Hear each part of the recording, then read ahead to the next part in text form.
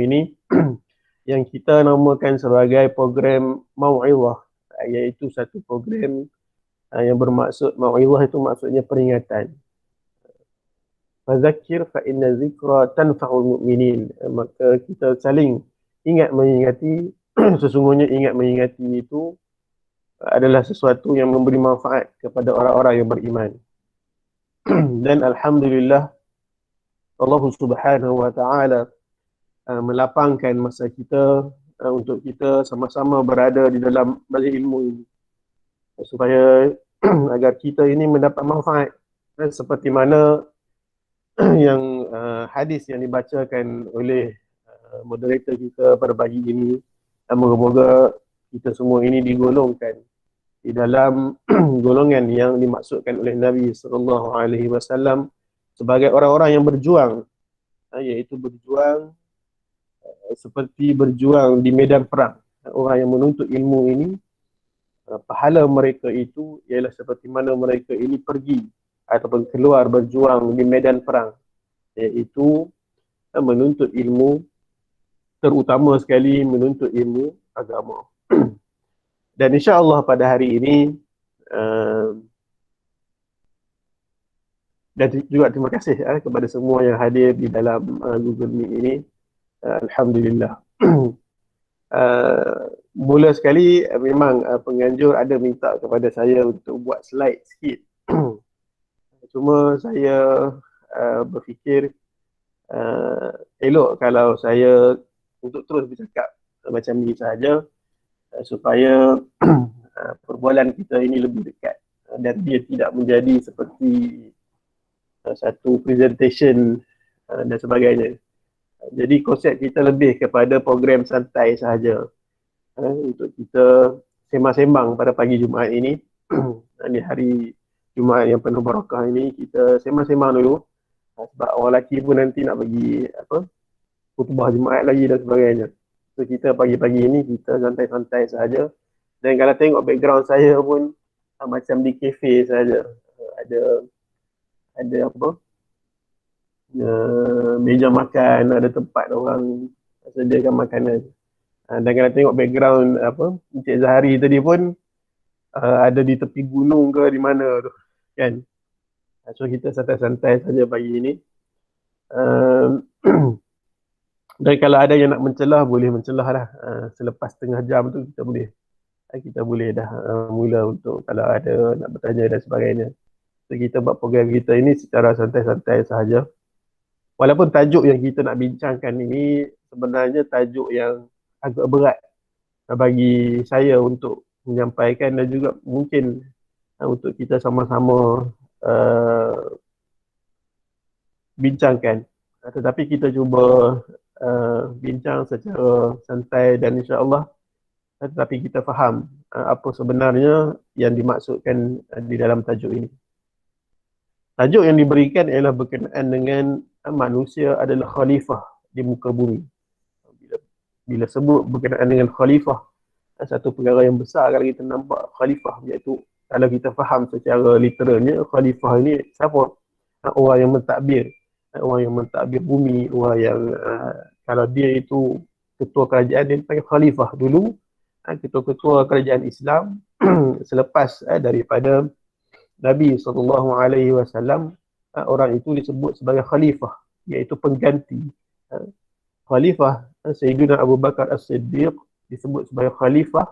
Kenapa? Kerana dia adalah orang yang mengganti Nabi SAW dalam mentadbir urusan pentadbiran di Makkah dan juga pentadbiran umat Islam di Madinah dan juga di negara-negara yang lain yang berada di bawah naungan khalifah Islam. Dan begitulah seterusnya. Allah Subhanahu wa taala telah menciptakan manusia ini dengan sebaik-baik ciptaan. Allah juga memulakan manusia ini seperti mana yang Allah Subhanahu wa taala Allah firmankan di dalam Al-Quran. وَلَقَدْ كَرَّمْنَا بَنِي آدَمَ وَحَمَلْنَاهُمْ فِي الْبَرِّ وَالْبَحْرِ ورزقناهم من الطيبات وفضلناهم على كثير ممن خلقنا تفضيلا. Di dalam surah Al-Isra ini ayat 70, Allah Subhanahu wa taala berfirman yang bermaksud, dan sesungguhnya kami telah memuliakan anak-anak Adam. Walaqad karramna. Karramna ini apa? Maksudnya memuliakan anak-anak Adam. Allah Subhanahu wa taala angkat manusia ini. Dan kami telah beri mereka menggunakan berbagai-bagai kenderaan di darat dan di laut. Dan kami telah memberikan rezeki kepada mereka dari benda-benda yang baik, serta kami telah lebihkan mereka dengan selebih-lebihnya atas banyak makhluk yang telah kami ciptakan. Allah Subhanahu wa taala melebihkan kita ini dengan apa? Dengan Allah Subhanahu wa taala memberikan kepada kita akal. Akal ini ada pada manusia, tidak ada pada binatang. Berbeza binatang dengan manusia itu apa? Iaitu akal. Kedua-dua ini disebut sebagai haiwan an-natiq. Dalam istilah falsafah, makhluk ni di antara haiwan dan juga manusia disebut sebagai haiwan natiq. Manusia ini disebut sebagai haiwan yang boleh bercakap. Tetapi kita ini tidak dipanggil haiwan. Itu dalam istilah ahli falsafah lah. Tapi kalau di dalam Islam ini disebut sebagai kita ini adalah manusia yang martabatnya itu lagi tinggi daripada haiwan. Kerana apa? Kerana kita ini mempunyai akal. Di dalam kitab tafsir Pimpinan Ar-Rahman menjelaskan ayat ini, dalam ayat surah Al-Isra ayat 70 ini, Allah Ta'ala memuliakan anak-anak Adam dengan menjadikan mereka ini dalam bentuk yang seeloknya. Kita ini Alhamdulillah Allah Subhanahu Wa Ta'ala menciptakan dalam bentuk yang baik, mempunyai muka, ada dua tangan, ada dua kaki, dan pandai berkata-kata, boleh bercakap, mempunyai akal fikiran.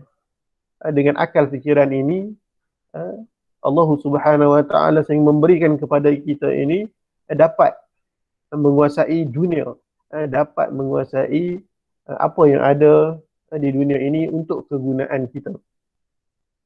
Sehingga kita ini diberikan menggunakan akal kita ini, kita boleh mencipta kapal terbang, boleh mencipta kenderaan, boleh mencipta kereta dan sebagainya untuk kita gunakan. Begitu juga untuk kita berjalan di atas laut. Dulu orang pelik macam mana nak jalan, tapi adanya sampan, adanya bahtera, adanya berbagai lagi kenderaan-kenderaan laut. Itu kelebihan akal yang Allah Subhanahu Wa Ta'ala anugerahkan kepada manusia. Dan perkara yang kita perlu insafi ialah kita kena lihat dan tahu dan amat-amati apakah tujuan Allah Subhanahu Wa Ta'ala menciptakan kita sebagai manusia. Adakah kita ini datang ke muka bumi ini, selepas kita ini manusia yang biasa ini, kita keluar daripada perut ibu kita, kita datang ke dunia ini, lahir ke dunia ini, adakah untuk kita bermain-main? Adakah untuk kita berseronok-seronok? Adakah kita ini datang hanya untuk makan dan minum? Adakah kita pagi ini kita nak makan McDonald, ataupun kita nak makan KFC, ataupun pagi-pagi kita memang makan nasi lemak saja, kan? Adakah itu tujuan kita datang ke muka bumi ini? Tentulah tidak. Allah Subhanahu Wa Ta'ala tidaklah menciptakan kita ini sebagai manusia yang sia-sia. Allah Subhanahu Wa Ta'ala menciptakan manusia dan juga menciptakan makhluk-makhluk yang lain ada tujuannya, ada manfaatnya. Diciptakan makhluk-makhluk yang lain itu sebagai manfaat kepada manusia. Dan juga kita ini ada fungsi di muka bumi ini. Islam meletakkan tiga tugas utama manusia. Sebagaimana kita ini manusia sebagai hamba Allah yang menjadi penghuni di muka bumi itu, maka ada 3 tugas ataupun 3 fungsi utama kita sebagai manusia di muka bumi ini. Apa itu? Yang pertama, tugas sebagai hamba Allah.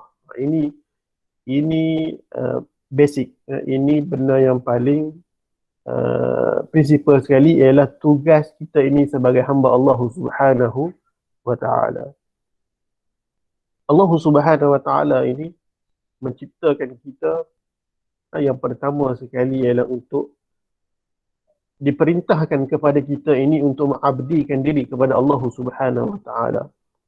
Bila kita kata diciptakan sebagai hamba itu, iaitu kita ini menjadi hamba kepada Allah Subhanahu wa taala, bukan semata-mata beribadah sahaja kepada Allah, tetapi segala aspek kehidupan kita ini sebagai manusia, kita mestilah mengikut aturan yang diaturkan oleh Allah Subhanahu wa taala. Bukan semata-mata kita kata datang ni kita solat, puasa, zakat, haji dah cukup lah. Tak. Tetapi sebagai hamba Allah ini, ianya merangkumi segala aspek dalam mengatur urus kehidupan harian kita ini. Di dalam hidup berkeluarga, bermasyarakat, bermuamalat. Muamalat kena ikut sistem agama Islam. Berpolitik dengan cara Islam. Dalam pendidikan, dalam ekonomi, perundangan dan sebagainya, mestilah semua itu berada di atas landasan makna mengabdikan diri kepada Allah Subhanahu wa taala. Seperti mana firman Allah Subhanahu wa taala dalam surah Az-Zariyat ayat 56, "Wa ma khalaqtul jinna wal insa illa liya'budun."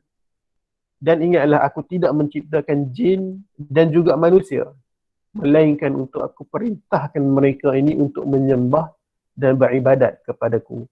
Allah Subhanahu wa taala telah memberitahu kepada kita dalam surah ini bahawa tujuan utama diciptakan manusia ini ialah untuk kita diperintahkan menyembah Allah Subhanahu wa taala. Bukan kita manusia sahaja, bahkan jin juga disuruh untuk menyembah Allah Subhanahu wa taala. Kerana itu Nabi sallallahu alaihi wasallam, Nabi kita Muhammad sallallahu alaihi wasallam diutuskan kepada al-alamin. Apa maksud al-alamin? Diutuskan ke sekalian alam, maksudnya kepada manusia dan juga jin. Maka Nabi sallallahu alaihi wasallam membawa risalah mengajak manusia dan juga jin ini menyembah kepada Allah Subhanahu wa taala, Tuhan yang Maha Esa. Yang pertama apa? Iaitu tidak syirik ataupun menyekutukan Allah Subhanahu wa taala dalam beribadah, dalam beramal, dalam bekerja dan apa jua tindakan kita sebagai seorang manusia. Allah Subhanahu wa taala berfirman, "Qul innama ana basharun mithlukum yuha ilayya annama ilahukum ilahu wahid. فمن كان يرجو لقاء ربه فليعمل عملا صالحا ولا يشرك بعبادة ربه أحدا." Allah Subhanahu wa taala berfirman, katakanlah wahai Muhammad, sesungguhnya aku hanyalah seorang manusia seperti kamu. Diwahyukan kepadaku bahawa Tuhan kamu hanyalah Allah, Tuhan yang Esa. Oleh itu, sesiapa yang percaya dan berharap akan bertemu dengan Allah Subhanahu wa taala, hendaklah dia mengerjakan amal soleh. Falyamal amalan saliha, dan wala yushrik biibadati rabbih ahada, dan janganlah dia mempersekutukan Allah Subhanahu wa taala dengan sesuatu pun di dalam ibadatnya kepada Allah Subhanahu wa taala. Jadi yang pertama sekali, kita ini diciptakan sebagai manusia ialah untuk kita ini menyembah akan Allah Subhanahu wa taala dan tidak melakukan syirik kepada Allah di dalam peribadatan kita ini kepada Allah Subhanahu wa taala. Dan yang kedua, tugas sebagai khalifah Allah. Ini tajuk kita. tugas kita yang kedua sebagai manusia ini ialah sebagai khalifah Allah Subhanahu wa taala di muka bumi ini. Allah Subhanahu wa taala berfirman, "Wa idz qala rabbuka lil malaikati inni ja'ilun fil ardi khalifah qalu ataj'alu fiha man yufsidu fiha wa yasfiku ad-dima' wa nahnu nusabbihu bihamdika wa nuqaddisu lak qala inni a'lamu ma la ta'lamun." Allah Subhanahu wa taala menceritakan kepada kita dalam Al-Quran ketika mana proses Allah Subhanahu wa taala menciptakan manusia ini. Allah Subhanahu wa taala telah berfirman kepada malaikat, sesungguhnya aku hendak menjadikan seorang khalifah di bumi. Maka malaikat ini bertanya itu bukannya menentang, tetapi bertanya sebagai ingin mengetahui tentang hikmah. Kenapa Allah Subhanahu wa taala ingin menciptakan makhluk ataupun manusia ini di muka bumi? Malaikat bertanya, adakah engkau ya Allah hendak menjadikan di bumi itu orang yang membuat bencana, orang yang menumpahkan darah, orang yang berbunuh-bunuh, padahal kami sentiasa bertasbih dengan memujimu dan mensucikanmu? Kerana apa? Kerana mungkin kita faham daripada ayat ini, malaikat bertanya itu kerana mereka mengetahui sebelum ini di bumi itu ada makhluk yang mungkin mereka ini telah membuat kerosakan di muka bumi, sehingga Allah Subhanahu wa taala musnahkan semua ini. Kemudian Allah Subhanahu wa taala menciptakan makhluk yang lain, iaitu menciptakan manusia. Jadi malaikat bertanya, kenapa nak cipta lagi? Kerana malaikat bertanya ini kerana ingin mengetahui hikmahnya. Kemudian Allah Subhanahu wa taala berfirman, inni a'lamu ma la ta'lamun. Sesungguhnya aku mengetahui apa yang akan aku lakukan ini dan kamu tidak mengetahuinya. Allah masa ini Allah tak bagi tahu lagi apa hikmahnya diciptakan manusia. Kalau kita tengok dalam ayat ini, Allah Subhanahu wa taala berfirman, inni ja'ilun fil ardi khalifah. Khalifah ini berasal dari perkataan bahasa Arab, iaitu berasalnya daripada perkataan khalafa. Khalafa maksudnya ganti, iaitu seseorang yang menggantikan seseorang yang lain. Dia sama ada dia melaksanakan penggantian itu sama ada bersama-sama dengan orang yang digantikan atau melaksananya ketika ketiadaannya. Termasuk apa? Yang pertama ialah sama ada menggantikan ketika mana orang yang tiada. Sebelum itu tidak ada, kemudian datang yang baru. Itu dinamakan juga sebagai pengganti. Ataupun menggantikan yang telah mati. Contoh kita ini ada staf yang telah meninggal dunia. Contoh, maka akan ada pejawatan baru untuk gantikan tempat dia, ataupun menggantikan tempat bagi orang yang tidak mampu menguruskannya. Mungkin sebelum ni dia adalah ketua di situ, ataupun staf di situ, ataupun orang di situ, tetapi dia tak mampu nak uruskan unit itu, atau tak mampu nak menguruskan jabatan tersebut, maka digantikan orang lain untuk menggantikan tempat tersebut. Itu pun juga dinamakan sebagai khalifah, ataupun dinamakan juga khalifah ini ialah menggantikan tempat seseorang sebagai memuliakannya. Maksudnya mungkin dia jadi khalifah itu seperti mana yang kita sebut berkenaan dengan Nabi SAW. Selepas mana Nabi SAW wafat, maka digantikan tempat Nabi itu sebagai seorang pemerintah ialah digantikan dengan Sayyiduna Abu Bakar As-Siddiq, sebagai memuliakan Abu Bakar As-Siddiq, seorang sahabat Nabi SAW, bapa mertua Nabi. Dia juga adalah bapa mertua dan juga adalah orang yang pertama sekali yang masuk ke dalam Islam. Dan banyak lagi jasa Khalifah Abu Bakar As-Siddiq sehinggalah dipilih untuk menjadi khalifah kepada orang Islam. Dan begitu juga selepas meninggalnya Abu Bakar As-Siddiq, naiknya Sayyidina Sayyidina apa? Siapa khalifah kita yang kedua?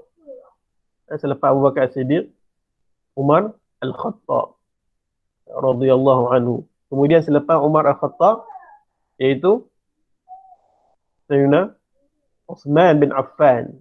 Kemudian selepas meninggalnya Uthman bin Affan radhiyallahu anhu, naiklah khalifah Sayyidina Ali bin Abi Talib.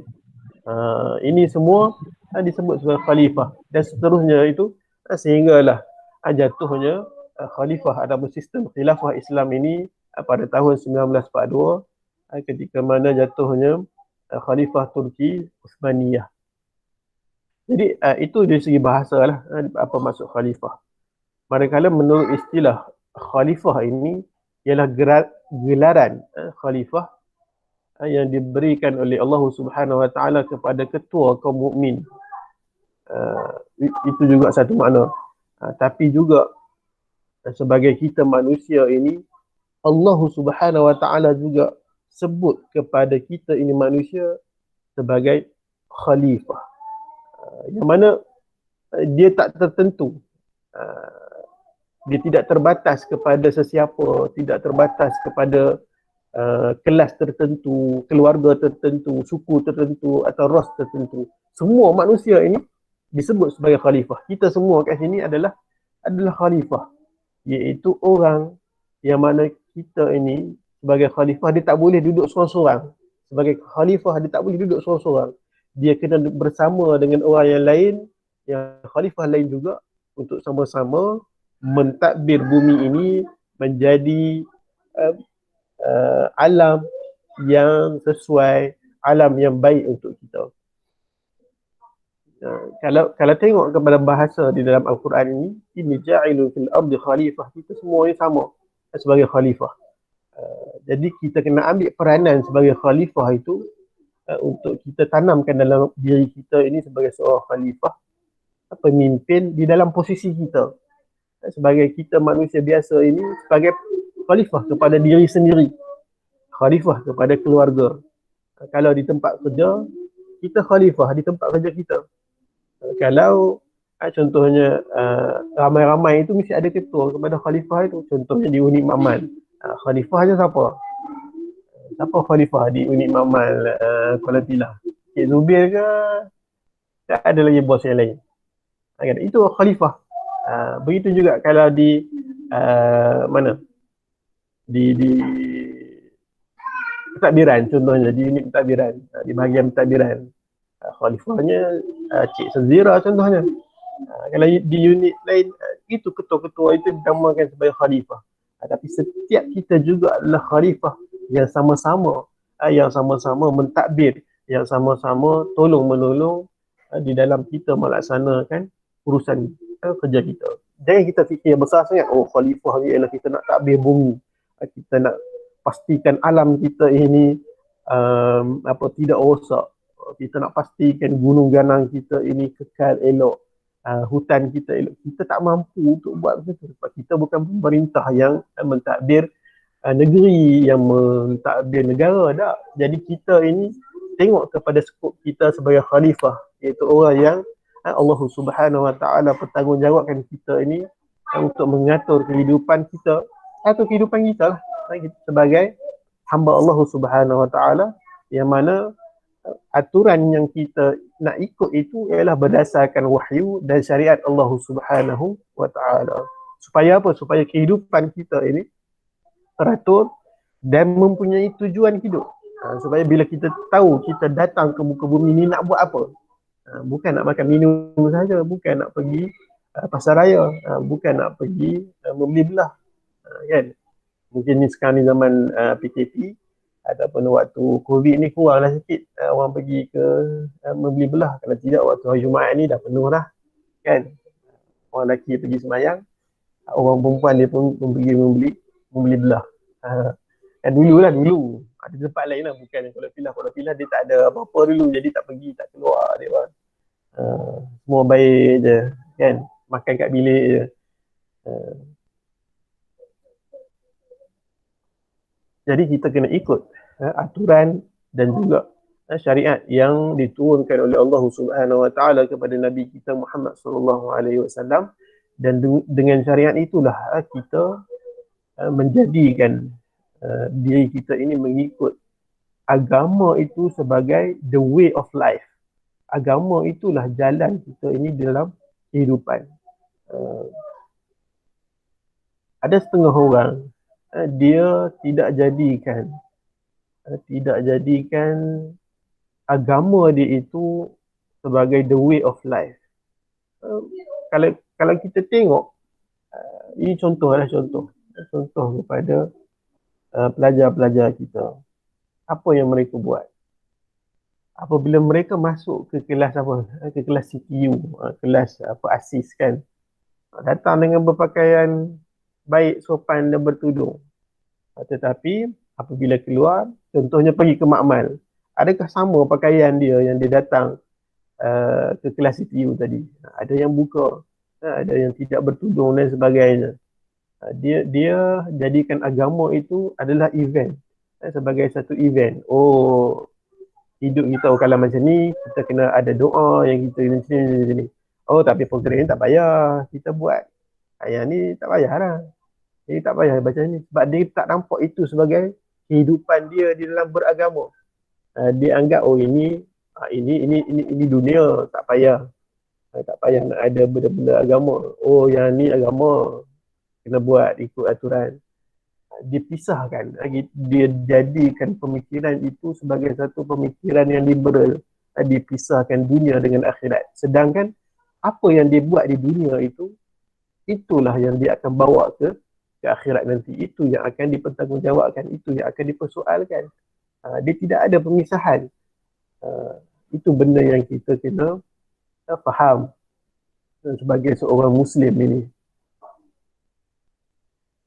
Kalau kita tengok satu kisah Nabi Daud alaihissalam dalam Al-Quran, ada satu kisah Allah Subhanahu Wa Taala ceritakan kita tentang Nabi Daud alaihissalam. Ini kita ambil sebagai iktibar dan pengajaran kita sebagai umat yang berada di akhir zaman ini. Macam mana kita ni umat yang di akhir zaman, yang kita nak tahu tentang tugas kita sebagai khalifah. Allah Subhanahu Wa Taala berfirman, Ya Dawud, inna ja'alnaka khalifatan fil ard, fahkum bainan nasi bil haqq, wala tattabi'il hawa, fayudillaka an sabilillah. Innal ladhina yadhilluna an sabilillah lahum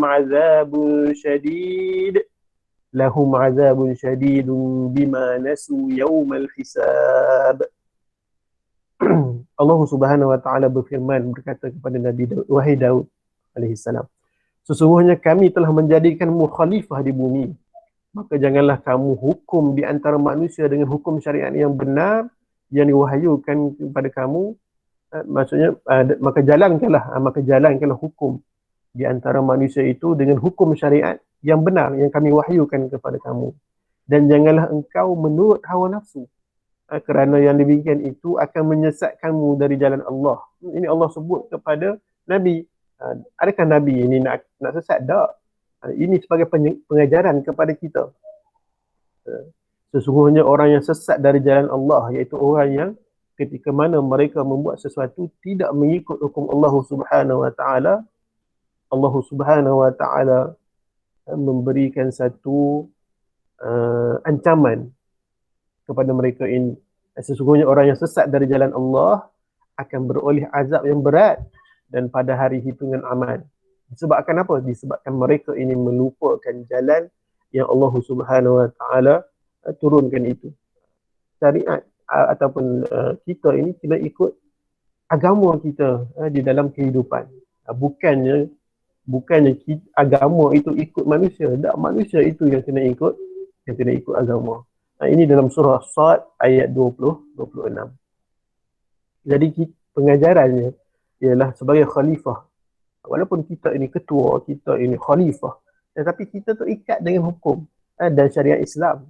Yang mana hukum dan syariat Islam ini bukan semata-mata datang hanya pada solat, pada zakat, pada puasa, pada haji. Tak.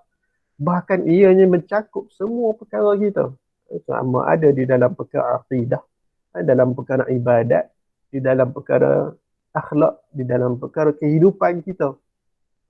Macam saya sebut semalam dalam usrah di hati kita semalam, kita ada program usrah di hati. Semua kita ni, Islam turunkan kita ni lengkap. Semuanya ada aturan dan semuanya ada panduan. Daripada kita bangun tidur sampailah kita tidur semula, semuanya ada panduan.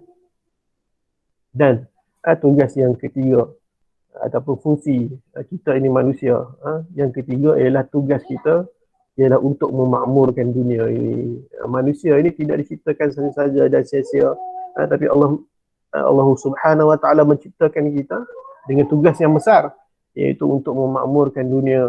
Sebagaimana firman Allah Subhanahu Wa Taala, "Huwa ansha'akum minal ardi wasta'marakum fiha."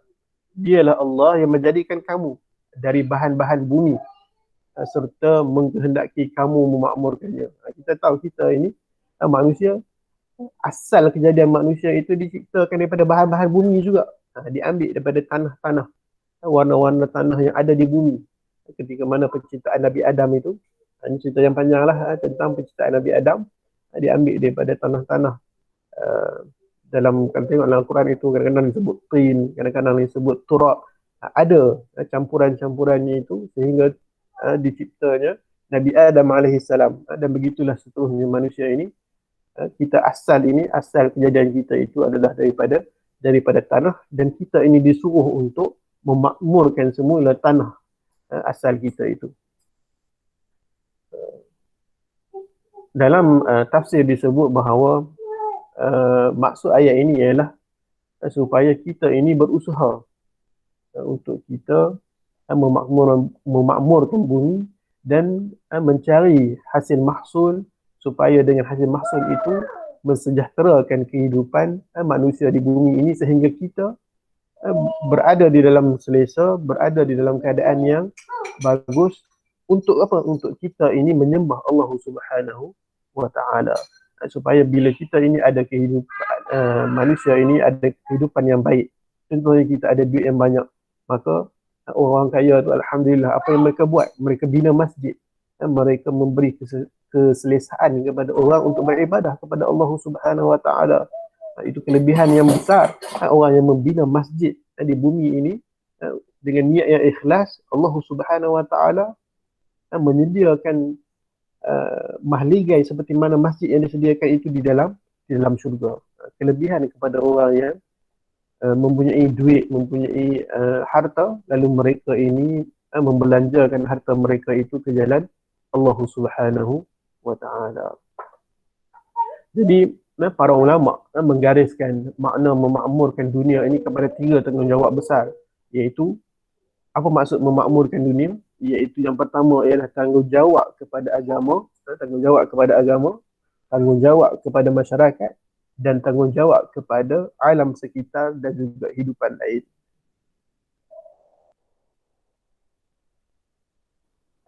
Nabi SAW bersabda dalam satu hadis, pokok segala urusan ialah Islam, dan tiangnya itu ialah solat, dan puncaknya, atapnya itu kepada segala urusan ialah jihad.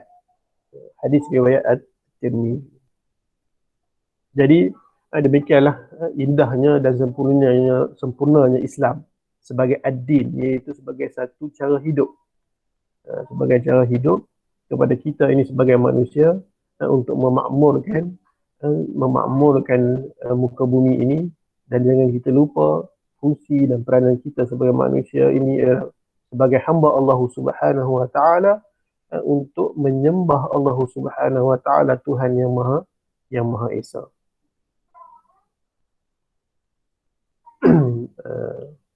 Demikianlah sedikit berkenaan dengan tajuk kita pada pagi ini.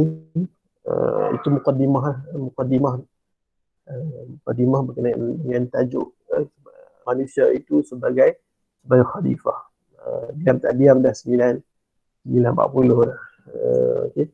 Jadi sebelum kita buka kepada sesi soal jawab ini, ingin saya tutup sementara perbincangan kita ini dengan satu nasihat daripada Khalifah Islam yang keempat, iaitu Sayyidina Ali karamallahu wajhah wa radhiyallahu anhu.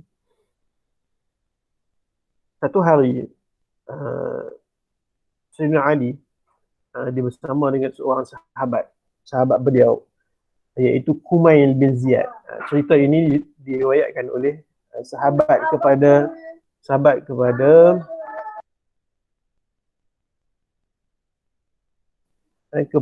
Kumail bin Ziyad. Sayyidina Ali pada satu hari dia pegang tangan Kumail bin Ziyad An-Nakhai. Kemudian dia mengajak Kumail ini pergi ke satu tempat yang tinggi, ke dataran yang tinggi. Kumail kata, dia pegang tangan aku dan ajak aku ini pergi ke satu dataran yang tinggi. Ketika mana kami sampai ke puncaknya itu, Sayyidina Ali duduk, kemudian menarik nafas yang panjang. Sayyidina Ali tarik nafas yang panjang. Lalu dia berkata, "Wahai Kumail bin Ziyad, sesungguhnya hati adalah bekas, dan hati yang paling baik ialah hati yang paling sedar. Hafal apa yang akan aku katakan kepadamu ini. Manusia itu terbahagi kepada 3 kelompok. Yang pertama, ulama Rabbani. Yang kedua, penuntut ilmu di atas jalan keselamatan untuk mencari akhirat. Dan kelompok yang ketiga ialah orang-orang yang hanya menjadi pengikut kepada semua penyeru. Kelompok terakhir ini, mereka ini mengikut bersama-sama dengan hembusan angin. Seperti lalang. Orang ini datang cakap A, dia kata A. Orang lain datang cakap B, dia kata B. Orang datang cakap C, dia cakap C. Dia ikut apa sahaja dengan segala penyeru. Tidak bersinar dengan cahaya ilmu dan tidak bersandar pada tiang yang kukuh. Ilmu itu lebih baik dari harta. Ilmu itu menjagamu. Sedangkan jika engkau mempunyai harta, engkau yang menjadi penjaga kepada harta. Ilmu itu berkembang biak dan diamalkan. Sedangkan harta itu berkurang dengan pemberian. Dan mencintai ilmu itu adalah agama. Ilmu membuat ulama itu ditaati sepanjang hidupnya dan dikenang. Sedangkan kebaikan harta itu hilang bersama dengan kematian tuannya. Kemudian Sayyidina Ali kata lagi, sesungguhnya di sini Sayyidina Ali ini menunjuk kepada dada dia. Dia kata sesungguhnya ilmu itu di sini. Sesungguhnya puncak kebaikan adalah orang yang dikenalkan Allah kepada agamanya. Puncak kebaikan seseorang itu apabila dia ini dikenalkan kepada agamanya. Dan cukuplah seseorang itu dikatakan tidak pandai. Saya gunakan perkataan yang lebih mudah. Dalam perkataan ini, di terjemahannya itu, cukuplah dikatakan seorang itu bodoh jika dia itu tidak mengenal agamanya. Dia tenggelam dalam kenikmatan, dia belenggukan dengan nafsu syahwat, tergoda mencari harta dan menumpukan kehidupan dia itu hanya semata-mata mencari dunia, mencari harta. Dan dia ini meninggalkan perkara-perkara agama. Ini orang yang paling rugi di dalam dunia ini. Sesungguhnya sesuatu yang paling mirip dengan mereka, Sayyidina Ali kata, orang yang tergoda dengan syahwat, tergoda tenggelam dalam kenikmatan dunia, semata-mata mencari harta tanpa menginfakkan ke jalan Allah, mereka ini seperti apa? Seperti haiwan ternak, seperti al-an'am. Begitulah ilmu itu mati dengan kematian orang-orang yang mengembangkannya. Maka ilmu ini akan mati dengan kematian ulama-ulama.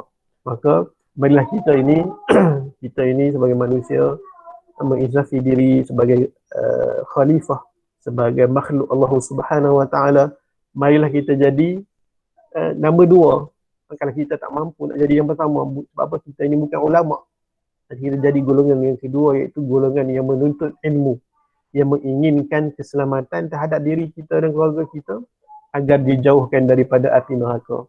Menuntut ilmu seperti mana kita ini, menuntut ilmu agama, menuntut ilmu akidah contohnya, mengenal Allah Subhanahu wa taala, belajar tentang sifat 13, belajar tentang mengenal Allah Subhanahu wa taala, mengenal akan Rasulullah sallallahu alaihi wasallam. Kita tahu, kita kenal akan Allah Subhanahu wa taala, dan kita beriktikad bahawa Allah Subhanahu wa taala Tuhan kita, Tuhan yang Maha Esa, Tuhan yang Maha Berkuasa. Wujudnya itu tanpa ada permulaan. Allah Subhanahu wa taala tidak ada di arah atas, bukan di bawah, bukan di kiri, bukan di kanan, bukan di hadapan, bukan di belakang. Allah Subhanahu wa taala wujud tanpa bertempat. Allah Subhanahu wa taala Maha Berkuasa. Allah Subhanahu wa taala Maha Berkehendak. Allah Subhanahu wa taala Maha Melihat. Allah Subhanahu wa taala Maha Mendengar. Allah Subhanahu wa taala tidak sama dengan sesuatu pun, dan walaupun daripada satu segi. Marilah kita mempelajari ilmu fardu ain, ilmu yang menjadi panduan di dalam kehidupan kita pada setiap hari, supaya hidup kita ini dipenuhi cahaya, yang bukan kegelapan. Kita tak nak hidup kita ini diselubungi dengan kegelapan tanpa bulan purnama. Sedangkan bulan itu ada, namun kesombongan kita, riak kita, malu kita kepada malu yang tidak bertempat, sehingga kita tidak belajar ilmu agama, itu yang menghadang kita ini daripada mencapai cahaya bulan tersebut. Jadi demikianlah pembahasan kita, dan sedikit nasihat kepada diri saya sendiri dan kita semua, untuk sama-sama kita menginsafkan diri sebagai khalifah. Kita ini sebagai khalifah di muka bumi, dan menjadi penuntut ilmu, untuk menuntut ilmu agama tanpa kita rasa malas, tanpa kita rasa kita dah tahu semua benda. Okay. Sekian, terima kasih kepada pihak penganjur, kepada Encik Zubir, kepada Puan Syamsina, dan juga kepada semua staf unit Mamal yang telah menganjurkan program ini pada hari ini, dan semua yang hadir bersama pada hari ini. Saya tak sangka seramai ini pula yang ada di dalam Google Meet ni, sebab Cik Zubir kata nak ajak staf Mamal saja, rupanya ramai. InsyaAllah, Alhamdulillah, terima kasih kepada semua yang sudi hadir pada pagi ini. Saya serahkan semula sesi kita ini kepada moderator kita pada pagi ini, Cik Azhari.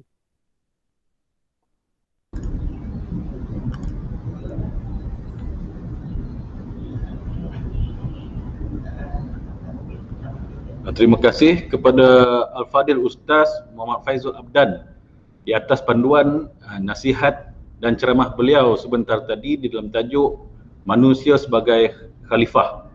Banyak ilmu, pencerahan, penerangan yang baik untuk yang kita dapat pada sesi dan pagi ini.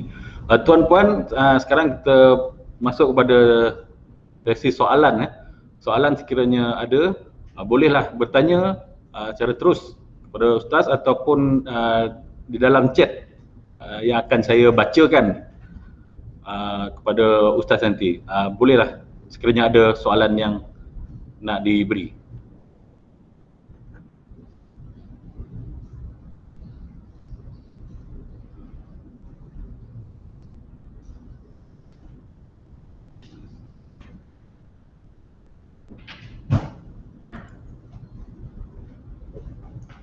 Boleh bacakan semua soalan yang kedua. Karena saya tak mahu jawab, saya tak faham.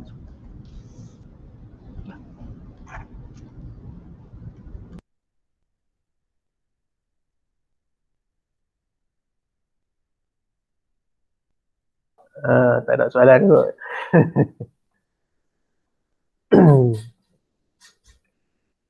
Jika ada beberapa perkara yang tak jelas ataupun benda yang saya sebut tadi tu kurang jelas, nak ulang balik insyaAllah.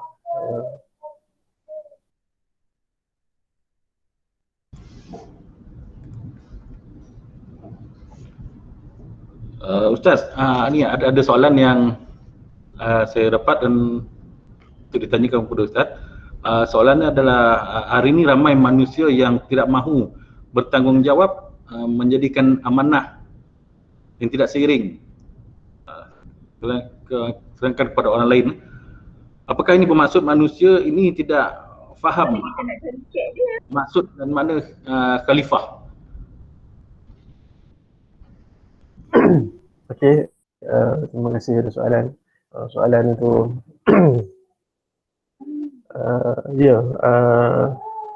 amanah ini merupakan satu perkara yang sebenarnya dia adalah satu sifat.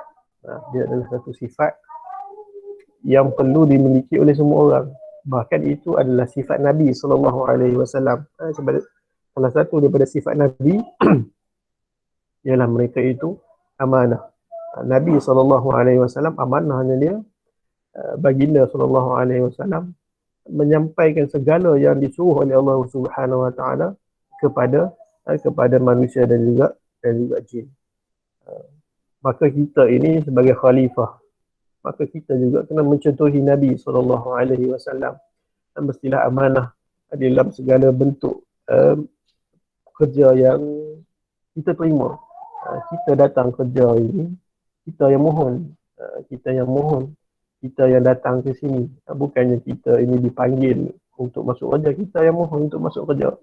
Dan kita ini apabila diterima dan diberi tugasan, sepatutnya kita ambil lah, buat perkara tersebut, bukannya forward kepada orang lain. Kalau itu adalah tugasan kita, maka kita kena laksanakan. Itu adalah amanah kita. Kalau tidak, dia ini tidak memahami apa itu makna amanah. Sebab itulah UiTM ini sekarang ini giat di dalam memperkenal semula ataupun memberi pencerahan kepada staf-staf kita dalam IDAT dan ESI itu, supaya staf kita ini faham dan mengamalkan perkara-perkara ataupun akhlak-akhlak mahmudah ini, supaya kerja yang diberikan itu terlaksana. Kalau orang yang tak buat ni, dia kena pergi kursus ESI, IDAT, kena bagi nama kepada Cik Lira kot. Wallahualam. Ya. Itu saja jawapan saya pada pagi ini. Okay.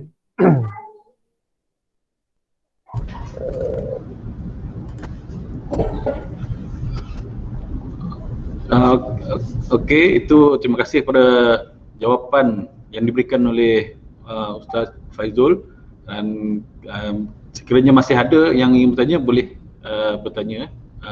Satu soalan lagi ya, kalau ada nak bertanya terus. Kalau tak ada, kita akan tutupkanlah sekejap lagi ya.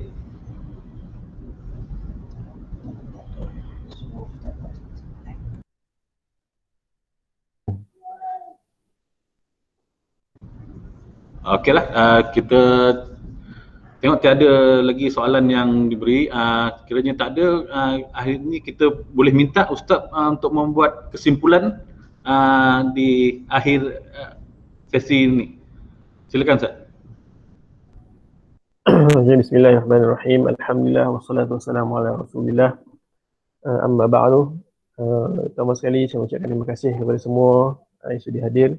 Dan kesimpulannya ialah marilah kita sama-sama menginsafkan diri bahawa kita ini adalah khalifah Allah Subhanahu Wa Taala di muka bumi ini, iaitu khalifah untuk kita ini mentadbir diri kita dan juga mentadbir muka bumi ini supaya mengikut aturan dan ajaran yang dibawa oleh Nabi SAW.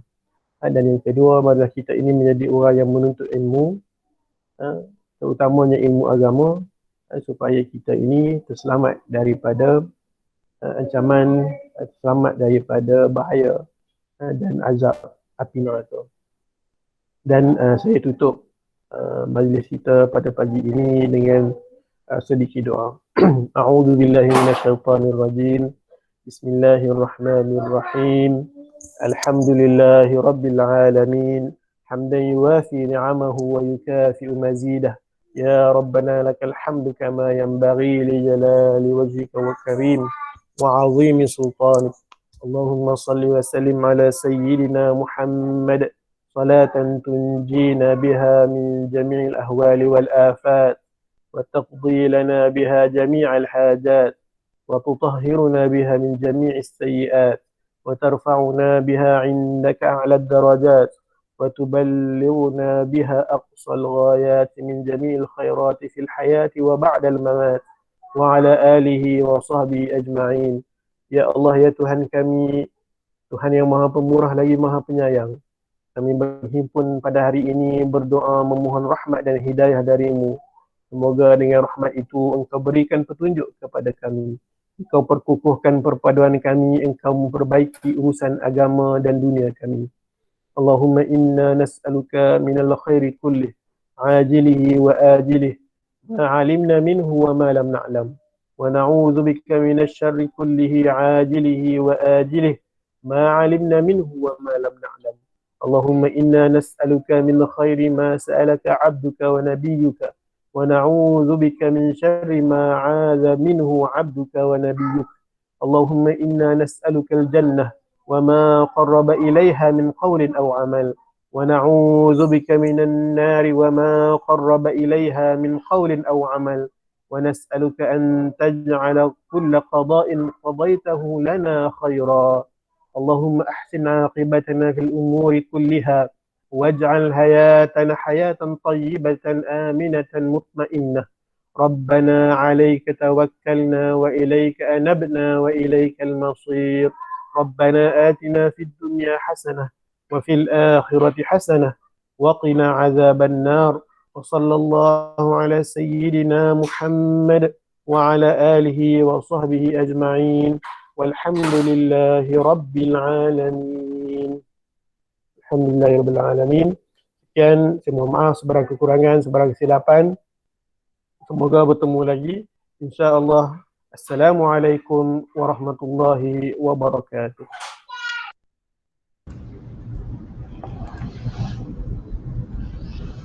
Waalaikumsalam warahmatullahi wabarakatuh. Terima kasih diucapkan kepada Al-Fadil Ustaz Faizul dalam sesi penyampaian ilmu ceramah kita pada kali ini. Saya mewakili pihak unit makmal sains UiTM Negeri Sembilan, kampus Kuala Pilah, sekali lagi mengucapkan terima kasih kepada Al-Fadil Ustaz Muhammad Faizul Abdan serta para hadirin kerana sudi hadir di ceramah kita pada hari ini. Tuan-puan sekalian, mohon juga kerjasama tuan-puan agar mengisi pautan link kehadiran dan keberkesanan latihan yang telah dikongsikan oleh pihak Aurustia di bahagian chat yang telah pun dimuat turun. Oleh itu, daripada saya, marilah kita sama-sama menutup majlis kita ini dengan tasbih kifarah dan surah Al-As.